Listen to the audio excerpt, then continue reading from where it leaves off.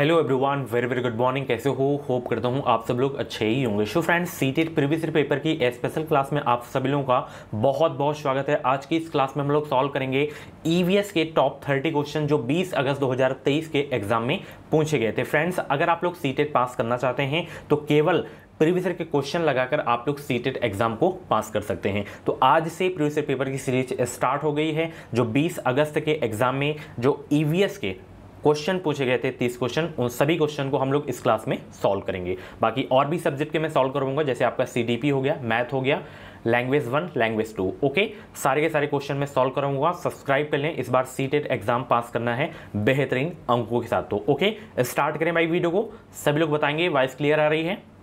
Video को share कर देंगे। सबसे पहले हम प्रीवियस ईयर पेपर के क्वेश्चन सॉल्व करेंगे, उसके बाद टॉपिक वाइज क्लास होगी हर सब्जेक्ट की, उसके बाद दोबारा प्रीवियस ईयर पेपर सॉल्व करेंगे और खूब प्रैक्टिस सेट लगाएंगे। ओके, चलिए सभी को गुड मॉर्निंग भाई। यहाँ पे देख सकते हैं ये ओरिजिनल पेपर है जो इस बार का एग्जाम हुआ था, ऑफलाइन पेपर हुआ था। देखिए मैं बता दे रहा हूँ, जैसे ईवीएस 30 क्वेश्चन पूछा जाएगा तो 15 इसमें आपका पेडागॉगी रहेगा और 15 आपका रहेगा कंटेंट। ओके, तो चलिए सबसे पहले हम कंटेंट वाले प्रश्नों को सॉल्व कर लेते हैं। यहाँ पे आप लोग देख सकते हैं ये कंटेंट वाले क्वेश्चन हैं जो 15 क्वेश्चन एग्जाम में आएंगे। अब देखिए एक क्वेश्चन आपका फिक्स है मैप से आना। देखिए सीटेट में जितना सिलेबस है, लिमिटेड सिलेबस है, उतने से ही क्वेश्चन पूछता है। सिलेबस से बाहर आपको क्वेश्चन नहीं देखने को मिलेगा। मैप से एक क्वेश्चन फिक्स है। यहाँ पे देखिए क्या क्वेश्चन पूछा गया था कि गुजरात के सापेक्ष उत्तर प्रदेश और आंध्र प्रदेश की जो क्रमशः स्थितियाँ हैं वो क्या हैं। तो स्थितियाँ जो इसकी हैं वो क्या हैं, उत्तर पूर्व और दक्षिण पूर्व हो जाएंगी। यहाँ पे आपका सी वाला बिल्कुल करेक्ट हो जाएगा। ओके, चलिए अगला प्रश्न पूछा गया था कि रामा प्रत्येक शाम को अपने दोस्तों के साथ क्रिकेट खेलता है। वह क्रिकेट खेलने में कौन सी ऊर्जा का उपयोग करता है? प्रकाश ऊर्जा का, या रासायनिक ऊर्जा का, या मांसपेशियों की ऊर्जा, या ध्वनि ऊर्जा? तो यहाँ पे प्रश्न क्या पूछ रहा है, ध्यान से देखना। रामा प्रत्येक शाम को अपने दोस्तों के साथ क्रिकेट खेलता है। वह क्रिकेट खेलने में कौन सी ऊर्जा का प्रयोग करता है? वो मांसपेशियों की ऊर्जा का ही प्रयोग करेगा यहाँ पे। तो यहाँ पे सी वाला आपका यानी कि तीसरा वाला आपका करेक्ट हो जाएगा। ओके, चलिए इसकी पीडीएफ अगर आपको चाहिए तो आप लोग टेलीग्राम ग्रुप को ज्वाइन करें। वहाँ पे आप लोग सर्च करें सीटेट प्रीवियस ईयर पेपर, तो वहाँ पे आपको इसकी पीडीएफ मिल जाएगी। ओके, चलिए ज्वाइन जरूर हो जाना ताकि जो भी क्लासेस हों उनकी जो लिंक्स हैं वहाँ पे आपको मिलती रहे एंड जो क्लास की पीडीएफ है वहाँ पे आपको वो मिलती रहे। ओके, चलिए अगला प्रश्न पूछा गया था कि जब हम ईंधन जलाते हैं तो हमें प्राप्त होती है या होते हैं केवल प्रकाश ऊर्जा, या उष्मा एवं प्रकाश ऊर्जा दोनों, या यांत्रिक एवं प्रकाश ऊर्जा, या प्रकाश एवं ध्वनि ऊर्जा? आप लोग भी कोशिश करिए, जल्दबाजी में आपको क्वेश्चन नहीं सॉल्व करना है, चाहे वो कंटेंट वाले हों चाहे पेडागॉगी वाले हों। जब हम ईंधन जलाते हैं तो हमें प्राप्त होती है उष्मा एवं प्रकाश ऊर्जा दोनों प्राप्त होती है। यहाँ पे 78 का दूसरा वाला आपका बिल्कुल करेक्ट हो जाएगा। अगला प्रश्न यहाँ पे देखिए पूछा गया था कि निम्नलिखित में से कौन सी जो है असम में खाए जाने वाले चावलों की एक सामान्य किस्म है जो पकने के बाद चिपचिपे यानी कि स्टिकी हो जाते हैं? वो कौन सा चावल है? बोरा चावल, या बोरियो चावल, या बोम्बा चावल, या पोन्नी चावल? जितने भी जैसे टॉपिक्स हैं सिलेबस में जो दिए गए हैं, जैसे आपका पक्षी हो गया, पशु हो गया, आवास हो गया, भोजन हो गया, सारे के सारे टॉपिक्स में करवाऊंगा। एक एक क्लास स्पेशल होगी, थ्योरी भी करवाऊंगा एंड ऑब्जेक्टिव क्वेश्चन भी उसी टॉपिक्स के करवाऊंगा। आप लोग प्रॉपर नोट्स बना लेना, उससे बाहर 100% में गारंटी के साथ कहता हूँ क्वेश्चन नहीं आएगा, ये मेरी गारंटी है। बस चैनल को सब्सक्राइब ज़रूर कर लेना। जैसे मैं सीटेट एग्जाम को क्वालिफाई किया हूँ वही तरीका आप लोगों को भी बताऊँगा, वैसे ही क्वेश्चन सॉल्व कराऊंगा जो एग्जाम में पूछे जाते हैं। ओके, निम्नलिखित में से कौन सी असम में खाए जाने वाले चावलों की एक सामान्य किस्म है जो पकने के बाद चिपचिपे यानी कि स्टिकी हो जाते हैं? तो वो चावल है बोरा चावल। यहाँ पे पहला ही आपका बिल्कुल करेक्ट हो जाएगा। अगला प्रश्न देखिए यहाँ पे क्या पूछा गया था कि ये मधुमक्खी पालन से तो मतलब प्रश्न आना ही आना है, फिक्स है। देखिए सीटेट में क्या होता है, क्वेश्चन रिपीट होता है, यही होता है प्रीवियस ईयर क्वेश्चन लगाने का फ़ायदा। आप अगर 150 क्वेश्चन लगा के गए तो 150 छोड़िए, अगर आप लोग जैसे 2021 वाला 22 वाला लगा के गए तो आपको कम से कम 150 में से 5 मार्क्सिंग तो आप आसानी से कर लेंगे। इसमें रिपीटेड ही क्वेश्चन आपको देखने को मिल जाएंगे इसमें। हाँ, मानता हूँ इस बार का जो लेवल था थोड़ा था लेवल पेपर का, जूनियर का था, प्राइमरी का तो सही ही था। इजी भी नहीं बोल सकते, ना ही टफ बोल सकते हैं, तो मीडियम बोल सकते हैं प्राइमरी वाले का। अगर आप लोग पढ़ के जाएंगे तो आप 100% क्वालिफाई करेंगे सीटेट को पहले ही प्रयास में। ओके ना। यहाँ पे देखिए, बिहार राज्य के लोगों के लिए जो है निम्नलिखित में से मधुमक्खी पालन कार्यक्रम आरंभ करने के जो वर्ष की सर्वश्रेष्ठ अवधि है वो क्या है? अक्टूबर से दिसंबर, फरवरी से अप्रैल, या अप्रैल से जून, या अगस्त से अक्टूबर। ये मंथ है आपका अक्टूबर से दिसंबर। यहाँ पे ए वाला आपका बिल्कुल करेक्ट हो जाएगा। ओके, चलिए अगला प्रश्न। प्रीवियस ईयर पेपर लगाना बहुत इंपॉर्टेंट है आपके लिए। ओके, अगर आप लोग केवल थ्योरी पढ़ लिए, कितना भी थ्योरी पढ़ लिए, अगर प्रीवियस ईयर पेपर लगा के नहीं गए आप लोग तो ना ही पास कर पाएंगे ना ही स्कोर कर पाएंगे। भाई पास ही नहीं हो पाएंगे तो स्कोर कहाँ से आपका जाएगा? तो ये मस्ट है। स्तंभ ए को स्तंभ बी से जो है आपको मिलान करना है। जैसे यहाँ पे जीरा हो गया, केसर हो गया, मिर्च हो गया, लौंग हो गया। तो जीरा किसकी तरह दिखता है? केसर की उत्पत्ति, मतलब आपको मिलान करना है यहाँ पे। बताइए सब लोग।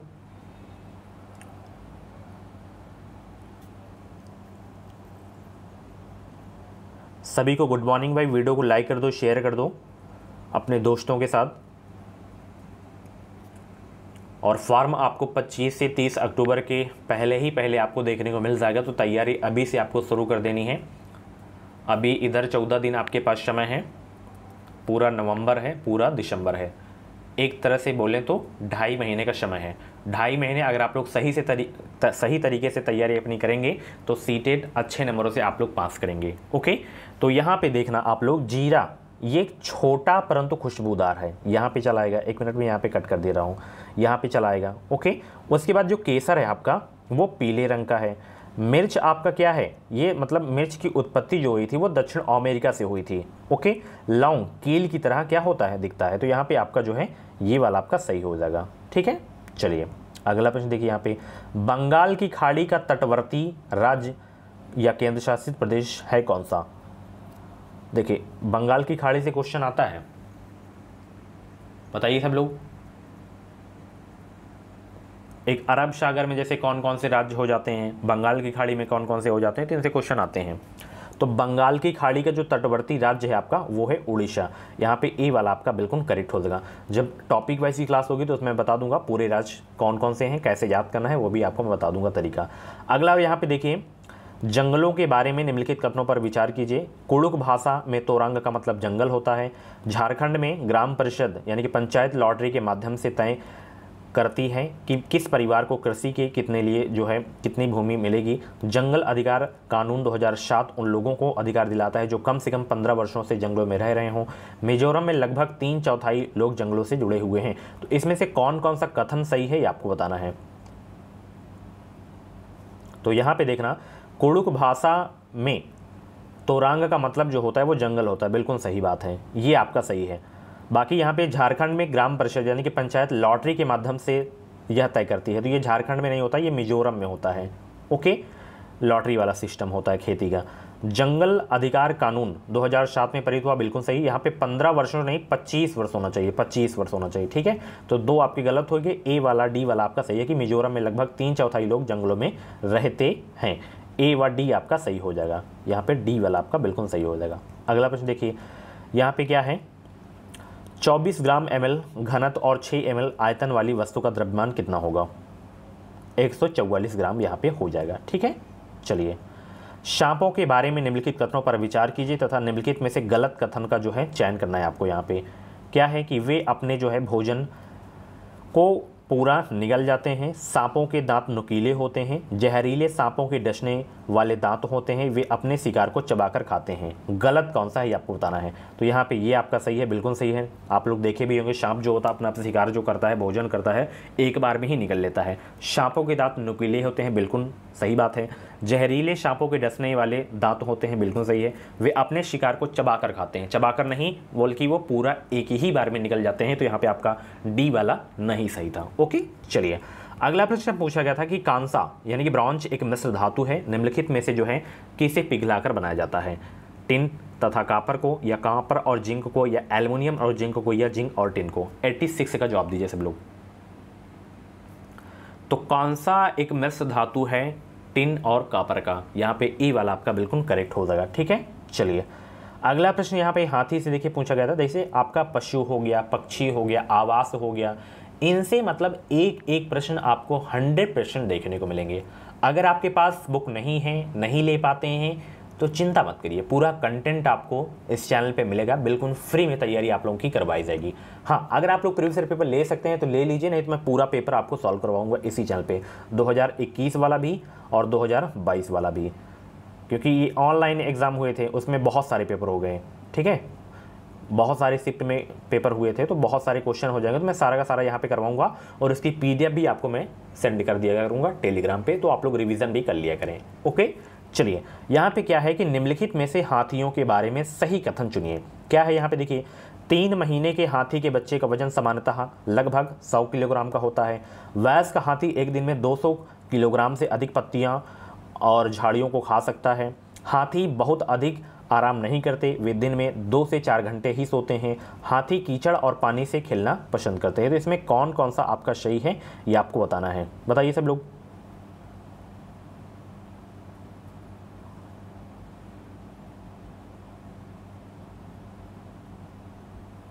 तो यहाँ पे ये दोनों आपके जो कथन हैं वो गलत हैं। हाथी बहुत अधिक जो है आराम नहीं करते, वे दिन में 2 से 4 ही घंटे सोते हैं, ये सही है। और हाथी कीचड़ और पानी से खेलना पसंद करते हैं, C और D वाला आपका सही है यहाँ पे, ये वाला। ठीक है, जब टॉपिक वैसी क्लास होगी हाथी के बारे में बताऊँगा, आपके शेर हो गए, मतलब जो भी पशु रहते हैं इसमें सिलेबस में दिए गए हैं सब पढ़ाऊँगा। ओके, चलिए यहाँ पे देखिए, निम्नलिखित कथनों A और B पर विचार कीजिए। कथन A क्या है कि मनाली में ढालू छतों वाले मजबूत बांसों के खंभों पर जो है बने ऊंचे उठे हुए लकड़ी के घर बनाए जाते हैं। कथन B क्या है कि मनाली में बहुत बारिश होती है और बर्फ भी पड़ती है। सही विकल्प चुनना है आपको, बताइए सब लोग।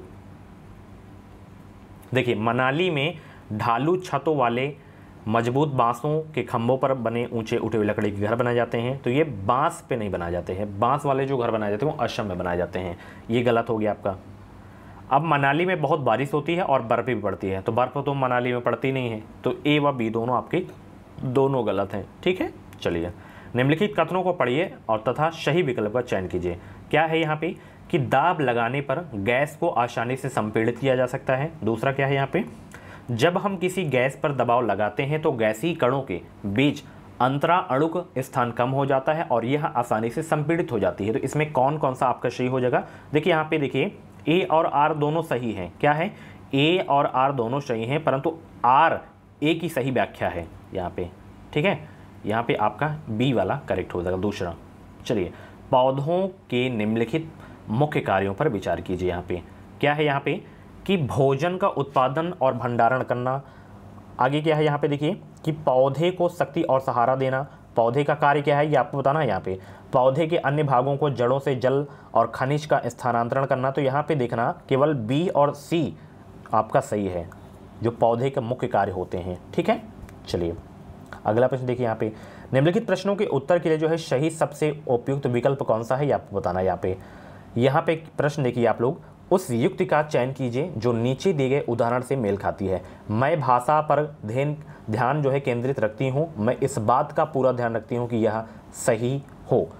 पर भाषा व्यवहार, याद करना, पुनरावृत्ति करना या स्वनिरीक्षण। तो यहाँ पे स्वनिरीक्षण आपका सही हो जाएगा। ठीक है, चलिए कक्षा 2 के विद्यार्थी एक कविता गा रहे हैं।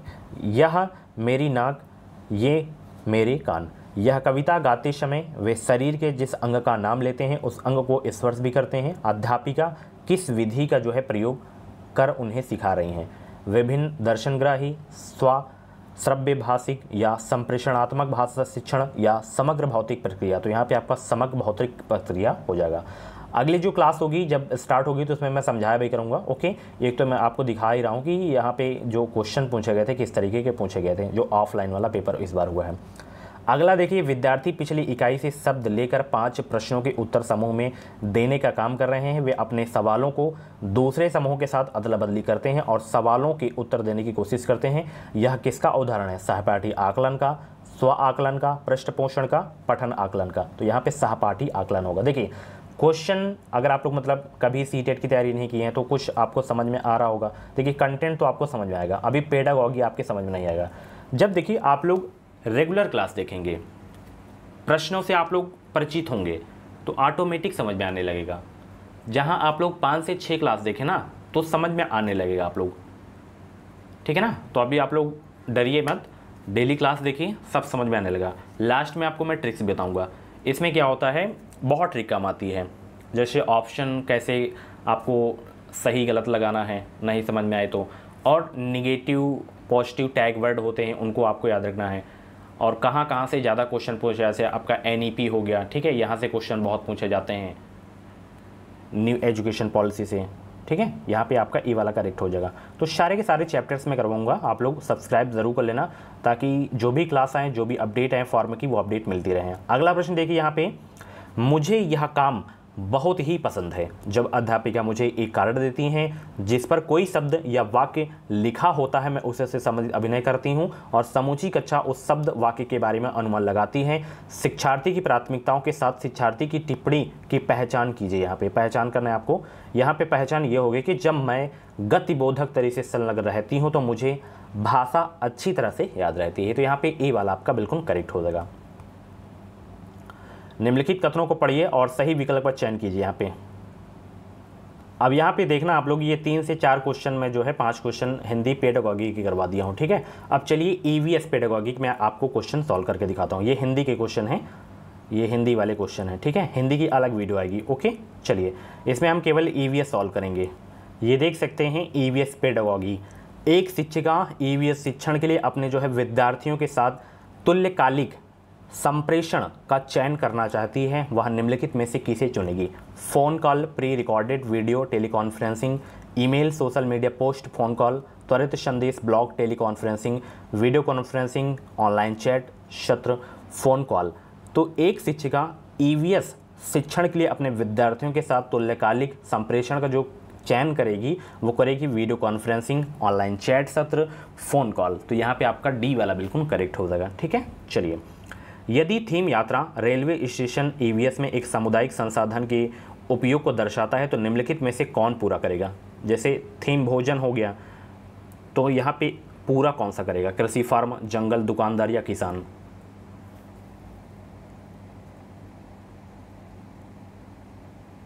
तो यहाँ पे आपका किसान आ जाएगा। क्या आ जाएगा? किसान आ जाएगा, ओके। चलिए अगला प्रश्न है कि EVS शिक्षण के दौरान एक शिक्षक का बयान प्रश्न जो विद्यार्थियों को स्वयं या अपने साथियों की प्रतिक्रियाओं से उत्तर को विस्तृत करने के लिए प्रोत्साहित करता है। खोजपूर्ण प्रश्न के लिए, कंडीशनिंग के लिए, या चैनिंग के लिए, या परीक्षण और त्रुटि के लिए? 63 का जवाब दीजिए सब लोग।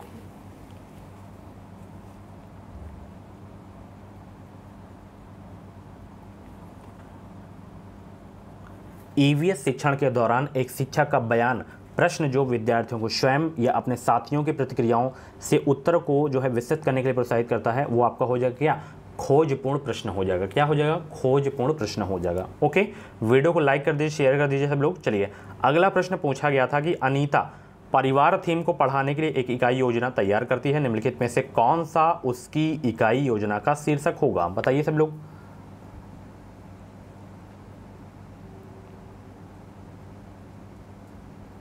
तो यहाँ पे आपका D वाला हो जाएगा, परिवार संबंध, लिंग, भूमिकाएं, व्यवसाय बदलते समय में सामाजिक सांस्कृतिक इकाई के रूप में, ठीक है।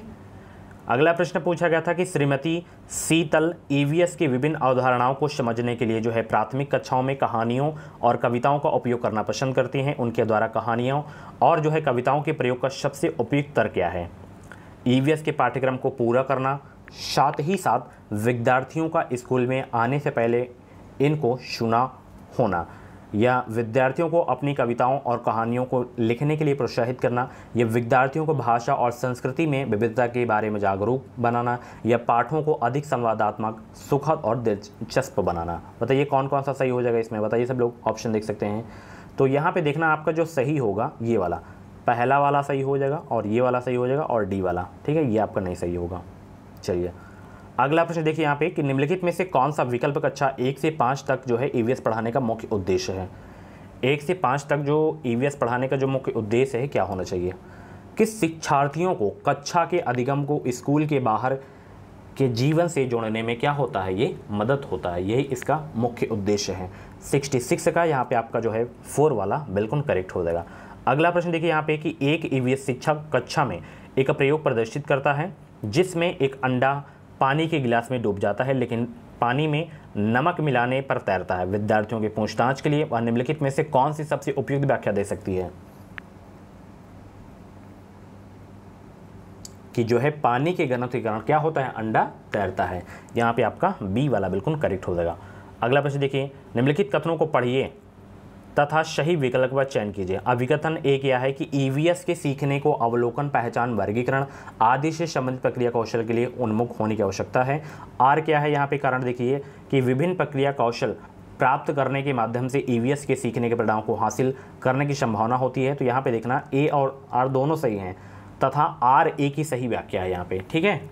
आर जो है ए की सही व्याख्या है यहाँ पे, दूसरा वाला आपका बिल्कुल करेक्ट हो जाएगा। अगला प्रश्न देखिए, एक ईवीएस शिक्षक को योगात्मक मूल्यांकन के लिए जो है प्रश्न पत्र तैयार करते समय किस पर जोर देना चाहिए? प्रश्न पत्र की लंबाई और उद्देश्य पर, या प्रश्न पत्र की सामग्री कवरेज और उद्देश्य पर, या प्रश्न पत्र की कुल अंक और सामग्री कवरेज पर, या प्रश्न पत्र की लंबाई और कुल अंक पर? किस पर जोर देना चाहिए एक ईवीएस शिक्षक को योगात्मक मूल्यांकन के लिए? तो प्रश्न पत्र की सामग्री कवरेज और उद्देश्य पर जो है जोर देना चाहिए एक ईवीएस शिक्षक को योगात्मक मूल्यांकन के लिए। यहाँ पे 69 का बी आपका बिल्कुल करेक्ट हो जाएगा। ओके, चलिए कक्षा 3 के विद्यार्थियों के लिए ईवीएस में निम्नलिखित में से कौन सा सीखने का परिणाम नहीं है?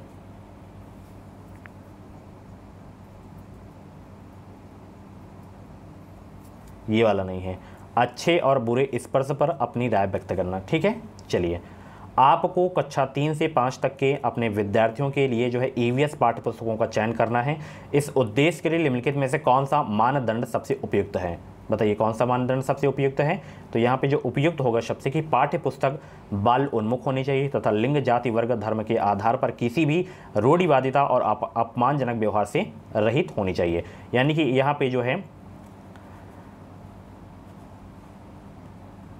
लिंग रूढ़िवादिता को नहीं बढ़ाना है, सब कुछ समान मानना है, ठीक है।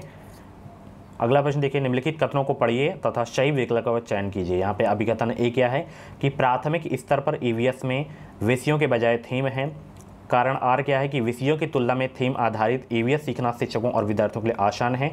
तो यहाँ पे ए सही है, बट क्या है, आर वाला आपका गलत है। चलिए, आप ईवीएस के विद्यार्थियों के लिए व्यवहारिक गतिविधियों को प्रोत्साहित करना चाहते हैं। निम्नलिखित में से कौन सी क्रिया सबसे उपयुक्त होगी? उपलब्ध सामग्री से ईवीएस किट विकसित करना, ये सबसे जो है जो क्रिया होगी वो आपकी सबसे उपयुक्त होगी। ईवीएस के लिए रचनात्मक आकलन क्या है? सीखने के लिए आकलन है, या सीखने का आकलन है, या अधिगम के रूप में आकलन है, या सीखने के बारे में आकलन है? विकल्प चुन सकते हैं आप लोग, फटाफट बताइए। तो यहाँ पे ए वाला और सी वाला आपका हो जाएगा। ईवीएस के लिए रचनात्मक आकलन जो है सीखने के लिए आकलन है और अधिगम के रूप में आकलन है। तो यहाँ पे आपका सही कौन सा होगा? सी वाला आपका सही हो जाएगा। निम्नलिखित कथनों को पढ़िए और सही विकल्प पर चयन कीजिए। यहाँ पे क्या है, अभिकथन ए, ईवीएस में क्षेत्र भ्रमण प्रभावित शिक्षण शास्त्रीय रणनीति है। कारण आर क्या है कि क्षेत्र भ्रमण वस्तुओं, घटनाओं और स्थानों की याददाश्त को बढ़ावा देती है। यहाँ पे आपका ए आर दोनों सही है, बट आर ए की सही व्याख्या है यहाँ पे। सो फ्रेंड्स, ये थे आपके जो हैं ईवीएस के टॉप 30 क्वेश्चन जो इस बार के सीटेट के एग्जाम में पूछे गए थे। 20 अगस्त को जो एग्जाम हुआ था। तो केवल आप लोग प्रीवियस ईयर पेपर लगाकर सीटेट एग्ज़ाम को जो है पास कर सकते हैं। अगर आपके पास जो है बुक नहीं है तो केवल वीडियोस देखिए और इसकी पीडीएफ आप लोग डाउनलोड करके रिवाइज भी कर लिया करें, ठीक है। हो सके तो क्वेश्चन को नोट भी कर लिया करें। कैसे क्या नोट करना है अगली क्लास में आपको बताऊँगा, कौन कौन से क्वेश्चन आपको नोट करने हैं, ठीक है। जब आप लोग रेगुलर देखिए, आप लोग 10 दिन लगातार क्लास देखेंगे। अगर अभी समझ में नहीं आ रहा है ना, 10 दिन आप लोग लगातार देखिए, 100% आपको समझ में आने लगेगा, ठीक है। क्योंकि वही क्वेश्चन आपको देखने को मिलेंगे हर क्लास में, आपको रिपीटेड क्वेश्चन देखने को मिलेंगे। क्योंकि सीटेट में रूल है, रिपीट बहुत क्वेश्चन करता है, ठीक है। तो चैनल को सब्सक्राइब कर लीजिए ताकि जो भी क्लास है, जो भी फॉर्म की अपडेट आए, वो अपडेट आपसे मिस ना हो, ना ही क्लास मिस हो। और प्रीवियस ईयर पेपर की एक भी वीडियो आपको मिस नहीं करनी है, हर एक वीडियो आपको देखनी है, ठीक है। तो क्लास आज की वीडियो कैसी लगी कमेंट बॉक्स में अपना फीडबैक ज़रूर देना। आप लोग डेली क्लास करना चाहते हैं, ये भी अपनी राय ज़रूर बताना। ओके, चलिए, thank you so much. Channel को सब्सक्राइब कर लीजिएगा। मिलते हैं अगली वीडियो पे। कुछ भी डाउट है तो आप लोग कमेंट बॉक्स में डाउट क्लियर कर सकते हैं, या आप लोग जो है मुझे इंस्टा पे फॉलो करके मुझे डीएम कर सकते हैं। इंस्टाग्राम आईडी की लिंक वीडियो के डिस्क्रिप्शन बॉक्स में दे दी हूँ। ये मेरा व्हाट्सएप नंबर है, आप लोग मैसेज भी कर सकते हैं 790563 2533 पे आप लोग मुझे मैसेज कर सकते हैं, ठीक है। बाकी अगर आप लोग सिलेबस की वीडियो, एग्जाम पैटर्न की वीडियो नहीं देखे हैं तो कल वीडियो आई है, जाके देख लीजिए, कल वाली वीडियो जाके आप लोग देख लीजिए। अगर आप लोग अपेयरिंग वाले हैं तो ज़रूर तैयारी करिए, इस बार आप लोग क्वालिफाई करिए सीटेट को। चलिए, जय हिंद, वंदे मातरम, थैंक यू।